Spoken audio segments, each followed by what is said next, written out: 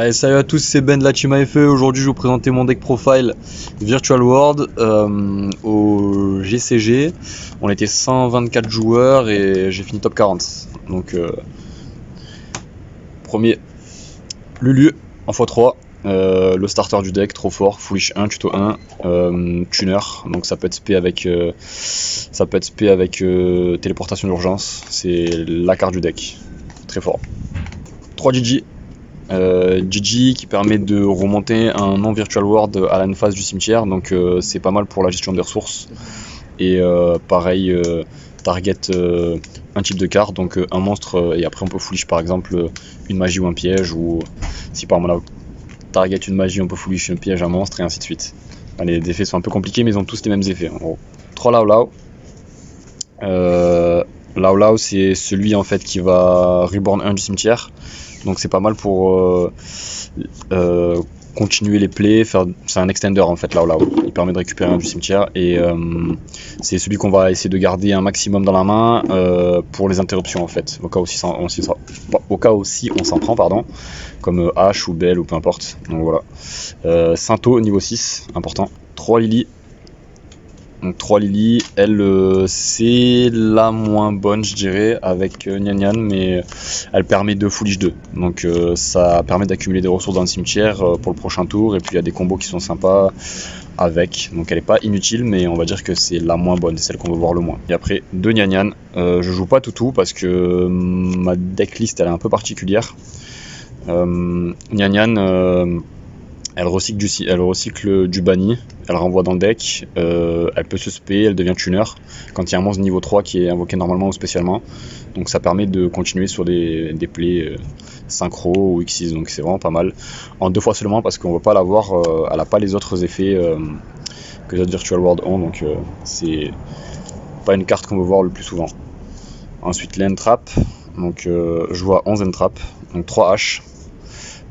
Tuner niveau 3, donc déjà rien que ça doit être dedans, même si c'est la plus générique du format, mais rien que pour ça elle est dedans.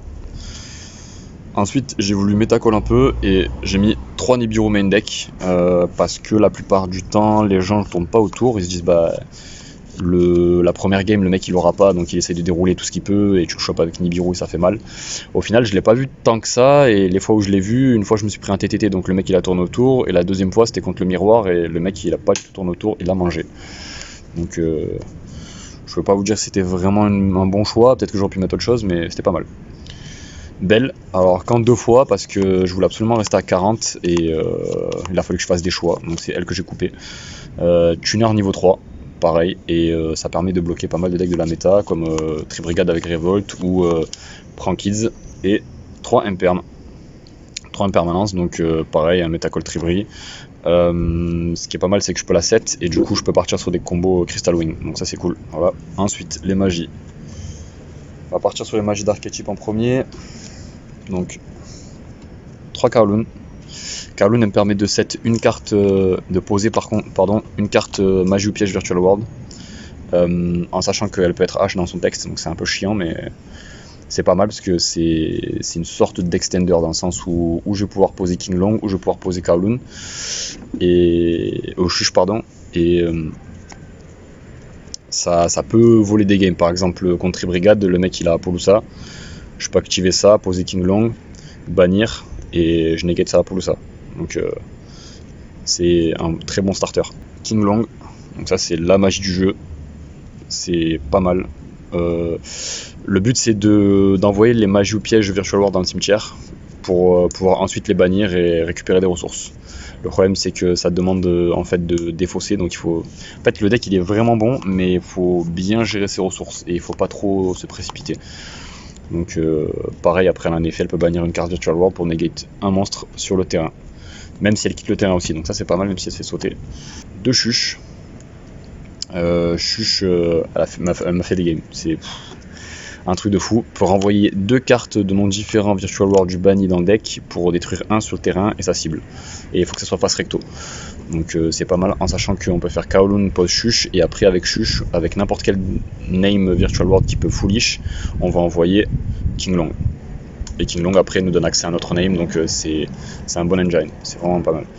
Et un autre effet, elle peut se bannir pour monter ou diminuer le niveau ou le rang des monstres Virtual World de 3. Donc ça permet de moduler les niveaux et de pouvoir continuer sur les plays synchro Xyz. Et la dernière, Qianwu, je déteste cette carte. J'ai fait je sais pas combien de rounds, à chaque fois que je l'avais dans la main, elle sert à rien, c'est chiant, on va pas la voir. Mais elle permet de faire quelques plays en plus d'extend. En fait, en la bannissant, on peut spammer Virtual World depuis le cimetière, mais il faut défausser un. Donc c'est utile pour pousser plus, mais je dirais que même dans ma liste, c'est pas forcément un bon choix. Donc ça, ensuite l'extra deck. C'est là où ça va être intéressant. Je vais partir sur l'Xyz. Donc l'Xyz en premier, j'ai l'Xyz de rang 3, j'ai Ombre de la Bombineur et Chevalier Fantôme l'épée brisée. Donc elle, c'est pour détacher un, détruire deux sur le terrain, un de mon côté et un côté de l'adversaire. Donc là, si par exemple j'ai King Long qui est posé, je peux la détruire et détruire une carte de l'adversaire et continuer à pousser. Et potentiellement on peut faire un Zeus, et elle, ça negate un effet de monstre.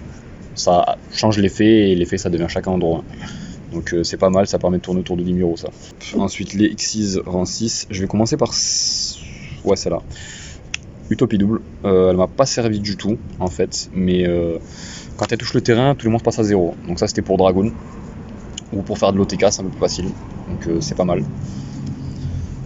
Fan, je l'ai utilisé qu'une fois contre un Shadow Dogma, et à part ça elle m'a pas servi, mais c'est fort, faut la garder. Si jamais on prend des floodgates, elle permet de les faire sauter. On détache 2 et on cible 1 sur le terrain dans le cimetière de l'adversaire et on bannit. Donc c'est un peu comme Ice Dragon Prison, sauf que c'est pas forcément des monstres, on peut bannir n'importe quoi. Ptolémie, juste trop fort. Détache 1, renvoie 1 du cimetière ou du terrain dans la main. Donc ou vous dégagez une menace de l'adversaire ou vous remontez une de vos ressources, c'est très fort. Et ensuite j'avais beaucoup peur de Inister, donc j'ai rentré ça, Supra Splash.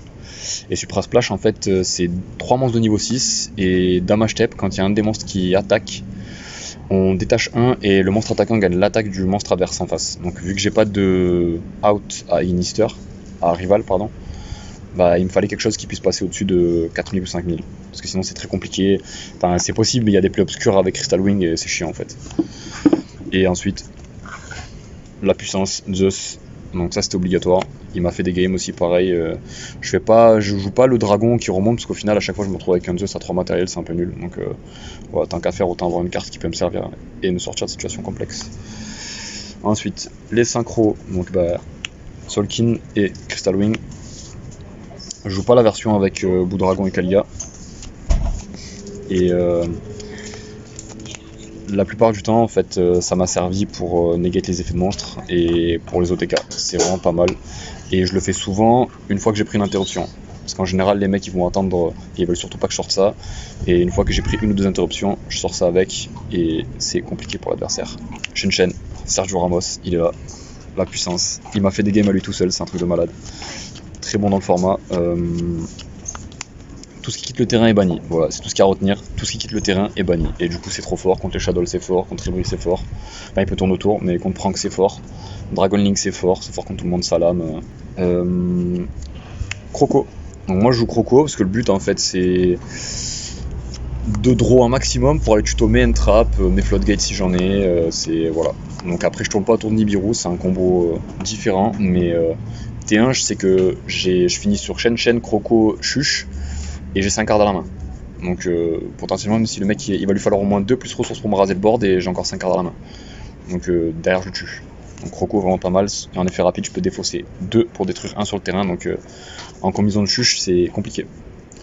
Et la dernière, synchro niveau 9, Mecha Vermillon. Donc pour les combos avec Lily, je ferai sûrement une vidéo pour expliquer les combos Virtual Orb, parce qu'ils sont quand même assez compliqués, il y en a plein. Et elle peut accessoirement me donner accès à Lulu avec un combo un peu bizarre. Et sinon c'est bannir 1 Sainto depuis le cimetière et détruire 1 sur le terrain. Donc pour l'OTK c'est pas mal. Et dernier, les synchro 6, Stardust, donc pour aller draw. Et un effet que beaucoup de gens oublient quand je sors avec Utopie double, c'est qu'il peut attaquer une fois tout le monstre invoqué spécialement de l'adversaire. Donc ça peut faire mal, sachant qu'il a 2000. Dragon Corail, donc Sainto, niveau 6, et qui est souvent utilisé pour la loupe avec Crystal Wing. Comme ça au moins on récupère un minimum de ressources au cas où si on se fait laver. Et on peut défausser 1 pour détruire 1 sur le terrain aussi, donc c'est pas mal. Ça peut, c'est une bonne carte de go souvent aussi. Et le Juju, donc elle je m'en sers jamais, il n'y a que dans les mains un peu bizarres où on n'a pas le choix. On va avoir des Virtual on doit avoir des Virtual World dans le cimetière pour pouvoir continuer à jouer. Et on est obligé de faire un juju en fait pour pouvoir continuer à target une carte sur le terrain, donc c'est que dans des plays un peu bizarres. Mais non destructible ni au combat ni par effet de carte, hein, qu'il y a deux matériels de noms différents et d'attributs d'origine. Et elle peut bannir ces cartes là pour envoyer un depuis le terrain au cimetière. Donc voilà. Et le side. Donc le side, pareil, il a fallu que je fasse des choix. Je vais parler de ça en premier, je pense que c'est le mieux. Gozen. Donc ça, retenez bien cette carte, je pense que dans pas longtemps elle va revenir en force, si c'est pas déjà le fait. Ça stop Tribri, ça stop Pranks, ça stop tous les métadecks, c'est un bon métacall pour ces decks là, parce que c'est eux les tiers 1 et les plus forts. Donc Gozen c'est pas mal, et du coup avec ma loupe avec Croco ça me permet d'aller chercher plus facilement. 3 drôles parce que j'étais obligé de respecter Drytron, et le miroir aussi, parce que ça stop direct. Après ça peut impacter d'autres decks, mais principalement c'était pour ça, pour Drytron. Lancea. Pour le miroir, pour Tribri, c'est chiant. Là, c'est pas turn direct, le mec il va pas faire grand chose. Donc, hop. Et là où c'est un peu bizarre, c'est il a fallu que je fasse des choix. Contact C et Gospel. Donc, Gospel, j'en ai 2 parce que je voulais jouer à 40. Et Contact C, j'en ai 2 parce que je devais en recevoir un troisième et je l'ai pas reçu. Donc, j'ai joué à 2.